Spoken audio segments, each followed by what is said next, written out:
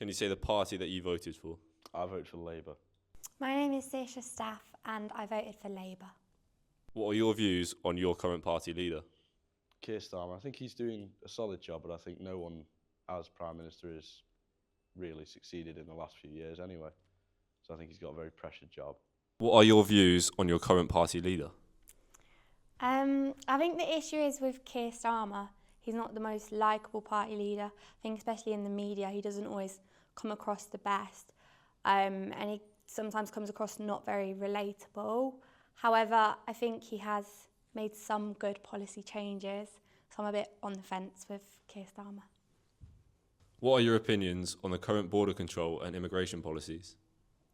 I think some of them can be a bit cruel. I know there's been discussions throughout politicians of should immigrants that come over be in hotels, should they be in tents, when actually I think there's a housing issue there and I think they should be in adequate housing. I think people think that the experience for immigrants is a lot better than what it is. They're only given something like £7 a day to live off of, which isn't really livable.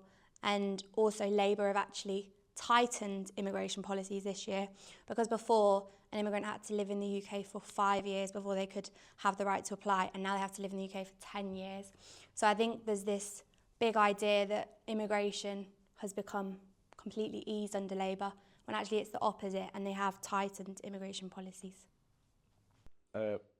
My opinion on the current border control policies are that they definitely need to be changed in favour of both the migrants and the UK, because I feel like they're imbalanced to both. Since the new Labour government has come into power, has the economic situation gotten better or worse? I think it's gotten worse, but I think it would have gotten worse if any party was in control, to be honest. I don't think any one party would have made it that much better economically than any other. I don't think it's changed drastically. I think obviously the nature of Labour isn't that their passion has never been economics. And for example, they want to give more to the poor, they want to redistribute wealth, and they're trying to focus on kind of not, because currently I think in the UK, like 4 people own more money than the rest of the whole population. So I think they want to distribute wealth more. And I know in the first quarter of this year, they were in like the G7 charts for growth in economy. So I think they've done pretty well for Labour. What are your opinions on the 13th of September demonstrations in London? Well, everyone's got the right to protest, it's part of democracy, but the second it starts being violent and anything like that, it should be halted, because it can go very wrong very quickly. I think it was really disappointing. I think that having freedom of speech and the right to protest is so important in any country. And I think the moment that's stripped would obviously be awful. However, I think what they were protesting was not fueled from a perspective of equality. It was fueled from a perspective of hate. And I think this was clear when groups of people felt scared to leave their home or felt intimidated. So I think whatever that group of people that protested will cover it with, I think it was from a place of hate. And I think when immigrants have done so much for our country, for example, in times like Windrush in history, when immigrants fully rebuilt the country, and we couldn't have run after the war without them and all that they did, I think it's then just really, it's almost embarrassing that as a country, people are then believing that immigrants are some harm or like they carry kind of some issues. But even aside from them working, and 1 in 5 in the NHS workers being immigrants, these are people. And if we went to another country, if a war happened in the UK, we'd expect everyone else to meet us with respect and empathy.